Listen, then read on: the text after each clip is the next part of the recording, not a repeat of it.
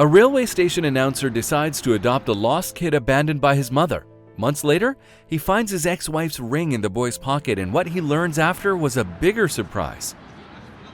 Simon was a 28-year-old railway station announcer who had to go through a gruesome divorce process with his ex-wife Sarah.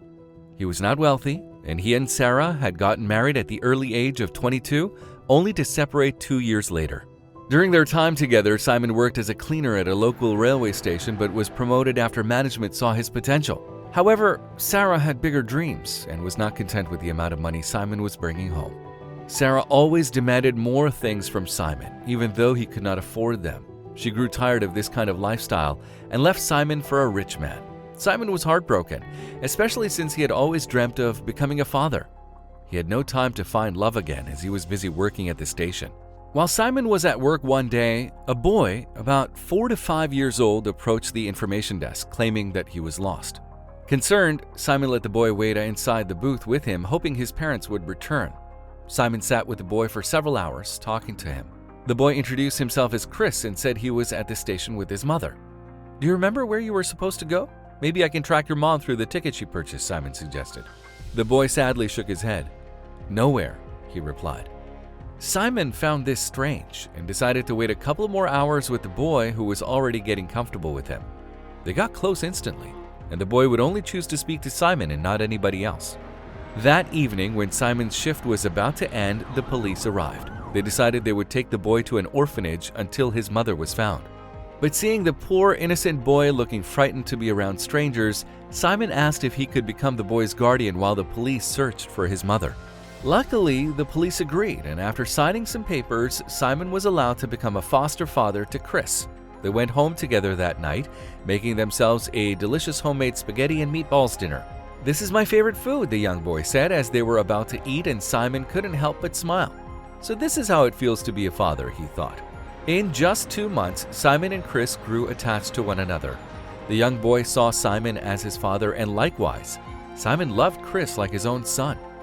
One day, the police went to Simon's house to tell him that the mother was never found. "You have an option to place him in an orphanage, or you can continue with the adoption process to take him under your wing," they explained to Simon. This decision was a no-brainer for him. He filed for adoption, hoping to become Chris's dad forever. Chris couldn't be happier about this, claiming there was no place he'd rather be. "Thank you, Dad," he said, hugging Simon, and this warmed Simon's heart. A couple of months later, the adoption process was finalized. Simon was officially Chris's dad, and the pair couldn't be more delighted. One night, Simon went into Chris's room to kiss him goodnight. As he entered, the boy abruptly hid something inside his back pocket. "What are you hiding there, young man?" Simon asked curiously. "Nothing, Dad," Chris replied. Not convinced, Simon reached into the boy's pocket and pulled out a gold ring. Then his eyes widened in shock. "Where did you get this?" he asked his son. Simon was sure that the ring was his ex-wife's because it had their initials engraved on it. "My mom put this ring inside my pocket at the train station. She said she would go to the store to buy water, but she didn't come back," Chris revealed.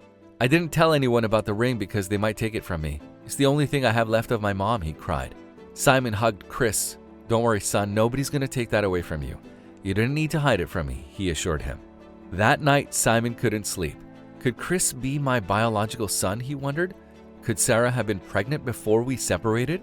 So many thoughts were racing inside Simon's head. How could she abandon Chris that way? Why did she suddenly decide to leave him? Was it something she had to do for her new partner? Why didn't she ever tell me she was pregnant? To ease his worries, he decided to do a DNA test. The results came weeks later and showed that Simon was indeed Chris's father. "Sarah was pregnant when she left me?" he said in disbelief. Simon tried to call Sarah to find answers to the many questions in his head, but her line could not be reached. He realized that Sarah had purposely left Chris at the station knowing that he would be there. The DNA test was just further proof for Simon to justify the strong connection he had felt with Chris since the first time he had met the young boy. He decided to break the news to Chris, who was just as delighted to find out that Simon was his biological father. While they let the news sink in, Simon suddenly mentioned with a smile, "Do you realize that if you showed me your mother's ring earlier, I wouldn't have needed to adopt you? You're my son. She gave you the ring so I would recognize it instantly." Chris leaned on his dad's shoulder and nodded. "I'm sorry, Dad, your instinct was right to search my pocket. Good thing I followed my heart and adopted you anyway," If I didn't, I would have never known you were my son, and we would have never seen each other again," Simon sighed, embracing his son tightly. "I'm glad you followed your heart, Dad. A father knows his son best." Simon was shocked by his son's words. He was an intelligent boy and he was right. "A father knows his son best," Simon repeated. He knew that sentence would remain in his mind forever. If you liked the video, please give it a thumbs up and consider sharing it with someone who may find it interesting. Thanks for watching, and I'll talk to you in the next one.